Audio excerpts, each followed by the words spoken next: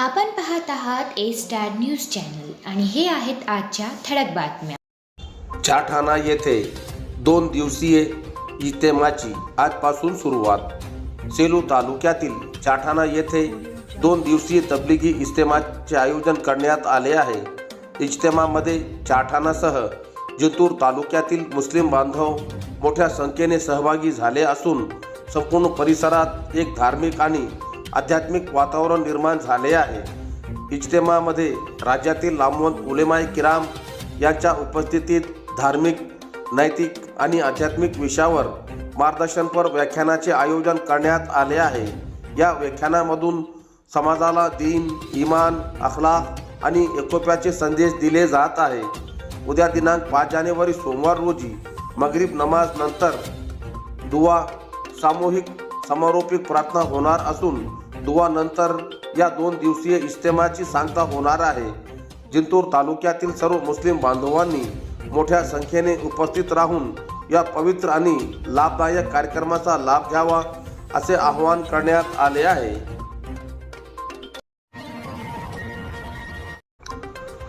पूर्णा महसूल विभागाच्या कारवाईत 7 लाखांचा मुद्देमाल जप्त. पूर्णा तालुक्यातील मौजे मुंबर व संदलापूर शिवारात अवैध वाळू उपसा व वाहतुकी विरोधात पूर्णा महसूल विभागाने जोरदार कारवाई सुरू केली आहे. पूर्णा तहसीलचे नायब तहसीलदार प्रशांत खारकर यांच्या नेतृत्वाखाली पथकाने छापेमारी करत 4 बरास वाळूसह एक टिप्पर व एक ट्रॅक्टर असा 7 लाख रुपयांचा मुद्देमाल जप्त केला आहे. मागील 2 दिवसापासून पूर्णा तालुक्यातील नदी पात्रातून अवैधरित्या वाळू उपसा करून चोरटी वाहतूक होत असल्याची माहिती उपविभागीय अधिकारी जीवराज डाबकर व तहसीलदार माधव बोथीकर यांना मिळाली होती. त्या अनुषंगाने तहसीलदार बोथीकर यांच्या सूचनेनुसार नायब तहसीलदार प्रशांत खारकर यांना रात्री गस्तीवर पाठविण्यात आले.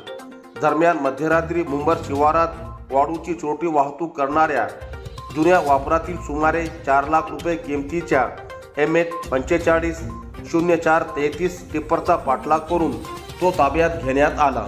तसेच संदलापूर शिवारातील पूर्णा नदी पात्रातून विनापरवाना वाळू उपसा करून वाहतूक करणारे सुमारे 3 लाख रुपये किमतीचे निळ्या रंगाचे विना नंबरचे ट्रॅक्टर व वाळू भरलेली ट्रॉलीही जप्त करण्यात आली. जप्त करण्यात आलेला सुमारे 7 लाख रुपयांचा मुद्देमाल रितसर पूर्णा तहसील कार्यालयात दंडात्मक कारवाईसाठी जमा करण्यात आला आहे. या कारवाईत नायब तहसीलदार प्रशांत खारकर यांच्यासह मुरलीधर मोरे, शिवा देवणे, साईनाथ घाडे तसेच संबंधित गावचे तलाठी उपस्थित होते. जप्त केलेल्या दोन्ही वाहनावर सुमारे 2.5 लाख रुपयाहून अधिक दंड थोपविण्यात आल्याची माहिती पूर्णा तहसीलदार माधव बोथीकर यांनी दिली. महसूल विभागाच्या या कारवाईमुळे अवैध वाळू व्यवसायामध्ये खळबळ उडाली आहे. गायत्रीनगर भागात बेकायदेशीर देशी दारू विक्रीवर सेलू पोलिसांची धाड. सेलू शहरातील गायत्रीनगर भागात विनापरवाना आणि बेकायदेशीररित्या देशी दारूची विक्री करणाऱ्या एका 60 वर्षीय वृद्धावर सेलू पोलिसांनी कारवाई केली आहे. या छाप्यात पोलिसांनी 960 रुपये किमतीचा मुद्देमाल जप्त केला असून आरोपी विरोधात महाराष्ट्र दारूबंदी कायद्यानुसार सेलू पोलीस ठाण्यात गुन्हा दाखल करण्यात आला आहे. शनिवार 3 जानेवारी रोजी सायंकाळी 8 वाजेच्या सुमारास गायत्रीनगर भागातील राजू सहजराव यांच्या घरासमोरील सार्वजनिक रोडवर एक व्यक्ती बेकायदेशीर दारू विक्री करत असल्याची माहिती पोलिसांना मिळाली होती. या माहितीच्या आधारे पोलीस उपनिरीक्षक बलभीम राऊत व त्यांच्या पथकाने त्या ठिकाणी धाड टाकली. या कारवाईत पोलिसांनी बंडू शंकर धोत्रे याला ताब्यात घेतले. त्याच्याकडे असलेली रंगीबेरंगी नायलॉन पिशवीची झडती घेतली असता त्यात देशी दारू, बिंगरी, संत्रा असे लेबल असलेल्या 180 mlच्या एकूण 12 सीलबंद काचेच्या बाटल्या मिळून आल्या. प्रत्येक बाटलीची किंमत 80 रुपये असून एकूण 960 रुपयांचा मुद्देमाल जप्त करण्यात आला आहे. सदर कारवाई पोलीस निरीक्षक दीपक बोरसे यांच्या मार्गदर्शनाखाली करण्यात आली. या प्रकरणी पोलीस उपनिरीक्षक वहा पठाण यांनी गुन्हा दाखल केला असून घटनेचा पुढील तपास हवालदार पुलाते करत आहे. विकास कामाची पावती प्रभागातील नागरिक मतदानातून देतील. सध्या सुरू असलेल्या परभणी महानगरपालिका निवडणुकीची रणधुमाळी सुरू झाली असून प्रत्येक उमेदवार आपल्या प्रभागातील मतदारांच्या गाठीभेटी घेत आहे.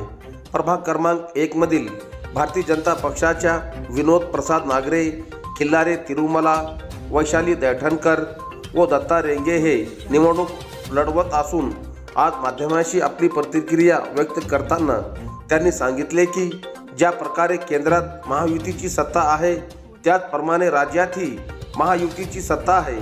जर परभणी शहराचा सर्वांगीण विकास करायचा असेल तर भारतीय जनता पक्षाचे सर्वच उमेदवारांना भरघोस मतांनी निवडून आणावे पाहिजे.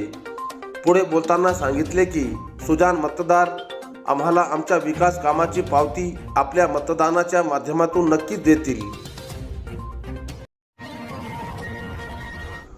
राज्यस्तरीय गोळाफेक क्रीडा स्पर्धेत जगदीश लहाने यांना सुवर्णपदक.